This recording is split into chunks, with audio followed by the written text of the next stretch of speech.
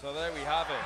I genuinely do not know what to make of this women's tournament so far, Joey, because we are seeing surprises, we are seeing tight games that could go either way, and this could be decided on evasion difference come the end of this, and we are going to lose one team from each group. The way this got the two groups, the top team in Group A plays the second team in Group B in the semi-finals, and then the top team in Group B plays the second team in Group A.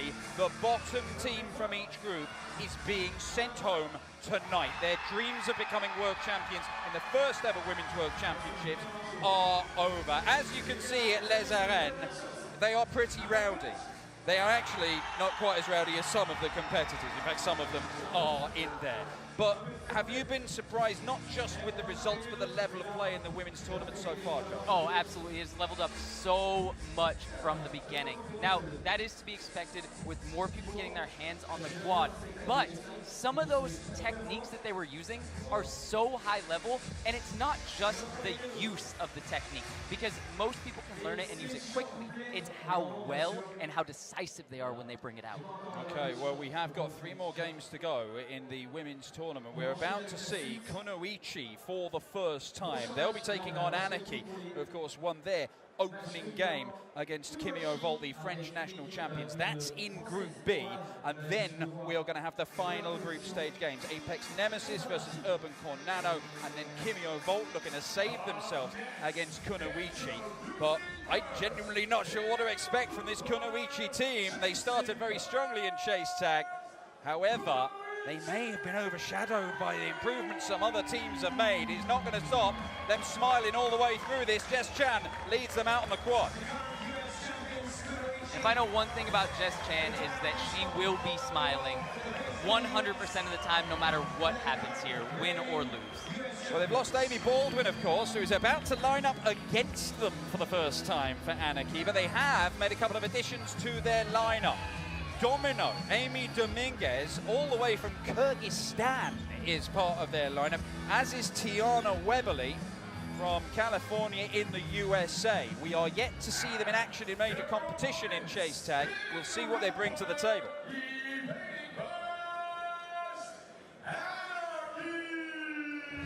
Anarchy back on the quad after that astonishing kind of smash and grab victory over Kimio Volt. Audrey Johnson, the star, right at the end, but the whole team played their part in just keeping it tight against the French national champions. The De Paolo sisters, Dara and Jaden, and of course Amy Baldwin, the former Kunoichi player who is going up against them.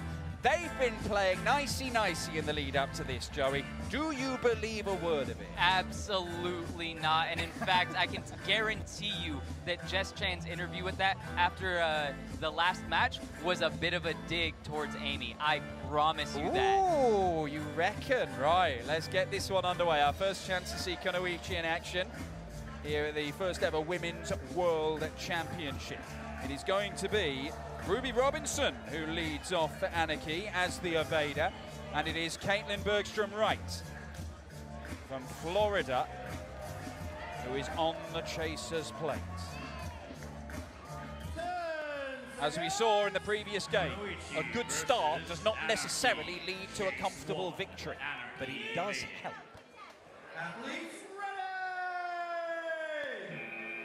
Caitlin sets off under the front line.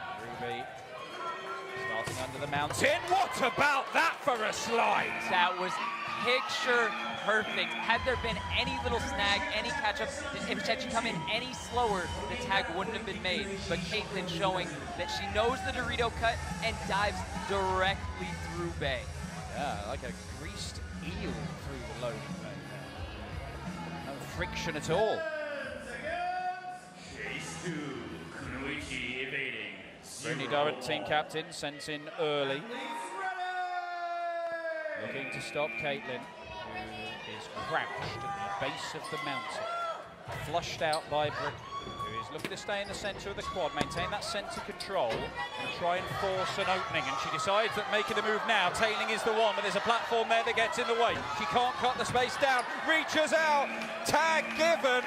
It did look like it was turning into a bit of tailing, and there was less than 2 seconds on the clock when the tag was made. It did. The thing that Brittany did very, very well there that most tailors don't is she did not commit to a tag too early. As soon as you start to reach for that tag, it throws you off balance, and then you can't continue to catch up. She just stayed close until the actual tag needed to be made. Evading 0-all. One of the newcomers to this Kunoichi team, it is Tiana Weberly from Santa Clarita, California. Sweet Tea, she's known as. Oh, that didn't feel particularly sweet, but the tag is given, actually. It's sweet enough. Yeah, and that's actually one of the things that earlier on in chase tag you almost never did. If they were up on tilted like that in high perch, you would never cut towards the open side. But since it's evolved so much, it's hard to go either way, and sometimes cutting towards that side will catch your opponent off. Not in this case. Tiana knew exactly what to do. A reminder, if Anarchy win this game, they are guaranteed a spot in the semi-final, with 2 wins from 2. Starting by the ridge, Tiana hops up as Jaden sets off after. I don't think Tiana knew that Jaden was powering down behind her. In the end, she gets away from her, and she's off again. Round by the ridge, and keeps an eye on her this time and steps out the way, and it's a hop through the mountain. Done very, very nicely. And by the end, Jaden's time was running out. She knew it. She knew she had to make a move, and there wasn't a great option. Oh, man, again, Tiana played that so well. The mistake that she didn't make in the past was going for the early tag on the dive, and that's the exact mistake that Jaden made here. From there, Tiana just played it very patient, knew that there had to be a last-minute dive coming through tilted cube, and just waited for it, took a step back, easy evade. Once again, Anarchy send in the other DePaolo sister, Dara, who's actually a quad owner down in Atlanta, Georgia. So she knows this equipment. She knows how to use it, but can she use it to her? Oh, that is serious moves. Jumping, diving into the tilted cube, gave herself a chance, could not make it. And can she force another one? It has to come now, and it does come now. And the tag is given, and it was so late in the 20. The lights go red, but they were about to go green. Tiana was doing so good predicting these dives coming through and stepping out of the way of them. The problem there is she ended up by loading bay. And once you're over by loading bay, it's so difficult to get away from an experienced chaser like Dara. It's so important, isn't it, to have that knowledge of where the clock is, and it's difficult when the adrenaline's pumping. You're not sure how many seconds have gone. Now Jess Chan into the action, team captain for Kunoichi. She's just trying to find a way through the tilted cube. In the end, she flushes her out. She's slammed into that bar, not too hard, but it does slow her down massively. 5 seconds left, and the chance has come. And I don't think she's made contact. She's claiming she has. The lights have gone green. The referees didn't give it. Dara is not convinced. I think it's going to be the DTR, and in fact, that's exactly what happened. Jess looks very confident. I had a screen in my way, so I did not see it. I think Jess, from the look on her face, she's not only confident that she got the tag, but she's kind of pleased that it's going to DTR. And if she is that confident, I would be pleased as well, because now you get a big break. Well, whoever wins this has the advantage of that extra rest. A head ref is taking a look at this. It's the slide under that front line and a reach out. She's actually almost going through on her back here, Jess Chan. And reaching out more in hope than expectation. Oh, that is close. That is close, but it's that overhead camera. It's kind of like looking at a 2D image of it. Joey, what your first instinct? My first instinct was that looked like a tag. Just the way that her wrist snapped forward, right there, you can see the contact point. It looks like her fingertips caught and then wrist snapped forward afterwards. Well, it is 1-0 Kunoichi at the minute. This is big, because if this is not given, it will level the scores at 1 apiece. And Manu, our referee, has taken a good long look at this. We're looking at another angle. And it looks like around the knee potentially, but the chaser has to make it obvious. Is this obvious enough? We'll find out. Our referee, the verdict is evasion. No tag given. We've got a level game. 1-1. That right there, that is the safe choice from the ref. Although I disagree, to me, it looked like there was a bend back. The thing is, it needs to be clear and obvious. And if it's not, the chaser has not done their job and they do not get the tag. Yeah, there is always going to be that grey area. In comes Domino from Kyrgyzstan. New member of this Kunoichi team. We've already seen Tiana play her part. She looks a great addition. Domino doing some work up high and goes through those bars, and there's no doubt about that one. Man, going over that top bar is so scary. If you don't get a hand on your opponent, you're basically dropping 5 feet down towards your head. Luckily there, Domino executes it very well. Well, it's another tight game we've got in this one. Anarchy managing to level up from 1-0 down. This chase will bring us to the halfway point. Domino looking to evade for the first time. 1-all. Put Kunoichi ahead. Brittany Doan steps up, and it's on the sisters, and a hop between the two sisters for Domino.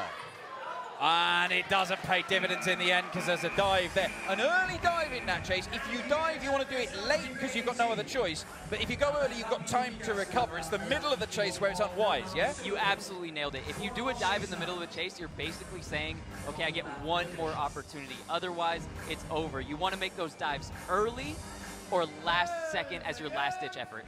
Chase 9, Anarchy evading. Halfway point, one apiece between Kunoichi and Anarchy.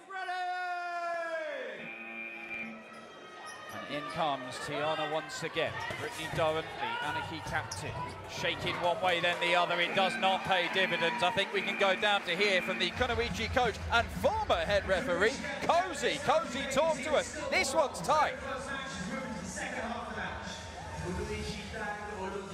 She is positive she got the tag, so I do think that was the wrong call. I'm a little biased, obviously, with my coach hat on right now, but as the head ref, I saw fingers. I'm unbiased. A little biased. We know you're biased. But not as the head ref. Yeah, normally. okay. Well, congratulations on your recent marriage to Jess, by the way. Thank you. Let's crack on. Very much appreciate it. Okay. It is still 1-1. And Tiana sets off. And it is Audrey Johnson, the hero of Anarchy's first game, with back-to-back evasions that got them the victory. A snatch victory for the jaws of defeat. And she's put them in a position here to potentially go into the lead for the first time. Audrey again and again and again showing the power of those fast step outs. Again, not looking to get the tag at tilted, but looking for it on the continuum.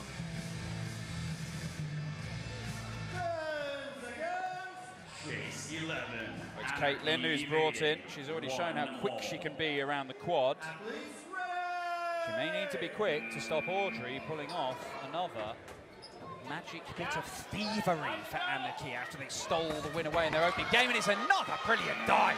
Tell you what, Kunoichi and Caitlin in particular, they've got that move down pat. Yeah, all of Caitlin's dives have been beautiful. Absolutely no mistakes.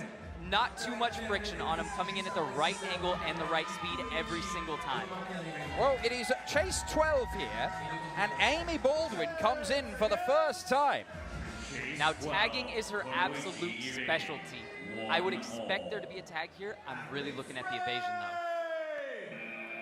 Amy Baldwin comes in with Caitlin, who made a very quick tag, so she shouldn't be too gassed, but that is a very quick tag as well. The plan was there, but the plan was no good. And there it is, wasting no time coming off the starter plate, vaulting over front line to directly stepping through Ridge, making her opponent make the first move. And it almost didn't matter which way they went. She was either going to be stuck at bay or get the immediate tag on the open side trying to go for Dorito cut.